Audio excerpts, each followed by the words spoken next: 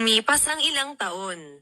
Tuwing binabangungot ako, nagigising ako pagkatapos mag-sign of the cross at binabaliktad ko ang unan ko ng 3 beses, para pigilan ang masamang panaginip na bumalik.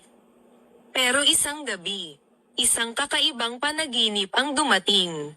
Nasa beach ako nakaupo habang nakatingin sa kabila kung saan sumisikat ang araw. Malumanay ang mga alon. Malamig ang hangin. Ramdam ko ang buhangin sa aking mga paa, naririnig ko ang huni ng mga ibon sa likuran. At sinabi ko, masarap siguro lumipad para makarating sa kabilang isla. Ngunit biglang papalapit ang isla. Papalapit na rin ang bundok sa likuran ko. O sa itong bangungot, sinubukan kong mag-sign of the cross, pero hindi ko maigalaw ang mga kamay ko. Tumayo ako. Tumingin ako sa kaliwa at sa kanan. Mga bundok, papalapit na. Natigilan ako. Kaya tumalon ako. At doon ko napansin ang taas ng talon ko.